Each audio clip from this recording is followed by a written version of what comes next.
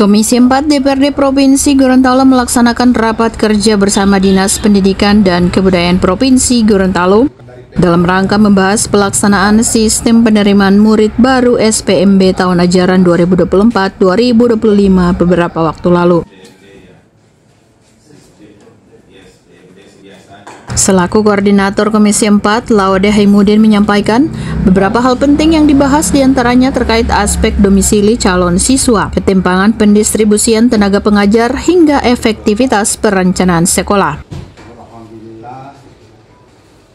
Ia menegaskan, hal ini perlu dilakukan pengawasan lebih intensif lagi khususnya aturan terhadap domisili setiap calon siswa yang mendaftar, di mana dalam sistem zonasi siswa harus berdomisili di wilayah sekolah kurang lebih selama 2 tahun. Pihaknya menyoroti beberapa sekolah unggulan di Gorontalo yang setiap tahunnya mengalami lonjakan para pendaftar. Hal ini pun dianggap sebagai bukti ketimbangan sebaran siswa dan daya tarik minat yang terpusat hanya pada sekolah-sekolah tertentu saja. Soal SPMB tadi ada catatan-catatan atau apa yang tadi Bapak tekankan? Jadi SPMB ini kan pada prinsipnya lebih kurang sama dengan lalu yang sistem zonasi, sekarang sistem domisili.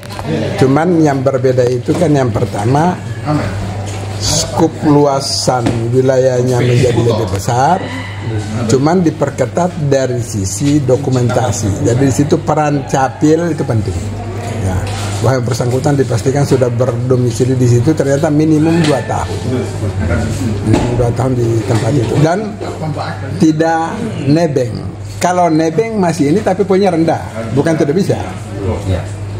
Nebeng itu jika keluarga atau apa bukan orang tua bisa tapi poinnya rendah. Itu yang membedakan. Nah, titik beratnya adalah tadi sudah yang menjadi permasalahan kan data yang selama ini selalu over pendaftarnya. SMA 1, SMA 3, SMA Kabila, Limboto, Marisa, Kuandang, Tibawa itu rata-rata over. Makanya Pak Kadis harus ada langkah-langkah di situ. Tapi kalau saya lihat dari 4 jalur itu, baik domisili, kemudian afirmasi, kemudian prestasi maupun mutasi, itu saya lihat banyak ruang di situ. Terutama ruang prestasi lumayan loh, 30%. Ya, makanya tadi saya bilang, ini prestasi ini kan orang kemudian menyebut tadi angka di atas 90, itu dikoreksi. Bukan dikoreksi, dilihat lagi. Saya lebih cenderung kepada ranking prestasinya di sekolah masing-masing. Mau diambil 5 besar kah atau berapa itu silakan itu menjadi. Nah, tapi jangan kemudian memasang patokan. Belum tentu ranking 1 di sebuah sekolah itu mencapai angka 90 rata-ratanya. Terkait apa Kadis atau dinas harus mengambil langkah yang lebih berani itu maksudnya? Ya, jadi begini, memang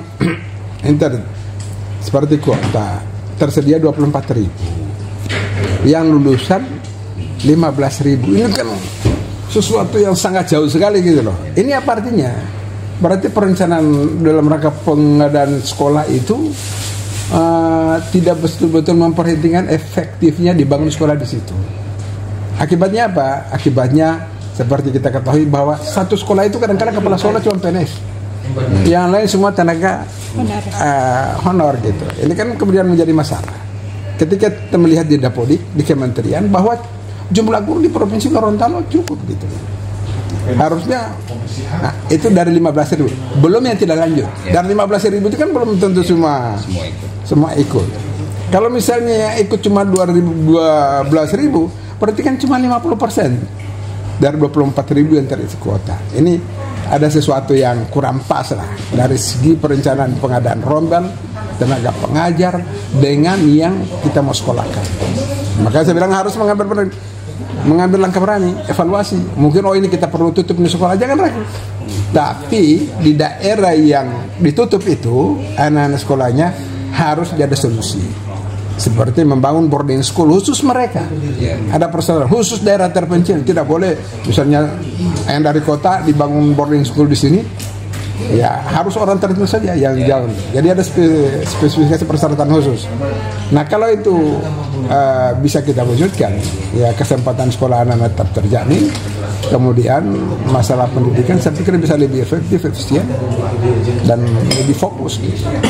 Gitu. Dengan merolling guru seperti yang itu sana. Ini kan memang bagian dari kenapa itu ditangani provinsi. Ya provinsi itu kan wilayah seprovinsi. Walaupun memang kami juga selalu memperhitungkan ketika memindahkan guru itu perhatikan betul domisilinya. Tapi yang masalah adalah saat ini guru-guru yang memenuhi persyaratan kepala sekolah itu masih terpusat di ibu kota. Di ibu kota Gorontalo, di Boto, Bualemo. Bagaimana ya harus berani memindahkan mereka. Mungkin ada insentif keterpencilan, ya toh? Insentif apa tambahan apalah gitu. Nanti kita akan bicarakan di sini. Ketika guru dari SMA kota kita pindahkan di sana, ya kita harus perhatikan mungkin insentif tambahan atau apa modelnya gitu ya di samping tunjangan yang ada. Ini dalam rangka pemerataan kualitas pendidikan. Jadi ada teman-teman bahwa suatu sekolah itu kalau brandnya sudah memang mungkin biar gurunya bobrok tetap mau ke situ. Tapi saya pikir untuk kita mengangkat, membranding juga sekolah-sekolah yang kurang bagus ini harus ada langkah. Salah satunya adalah tadi penyebaran guru yang berkualitas. Ya, itu salah satunya. Di samping kita benahi infrastruktur. Mesti berani Pak ya. Harus berani. Tapi memang ini tidak gampang namanya menutup sekolah. Nanti akan pasti dimainkan oleh teman-teman. Oh ini menutup sekolah kesempatan. Nah kalau mereka berani mengekspos data, saya pikir kita rasional ya. Cuman tadi kuncinya adalah ada solusi orang-orang di sekitar situ ketika ditutup sekolah di situ. Bagaimana mereka? Ada solusi. Siap. Ya. Kasih Pak.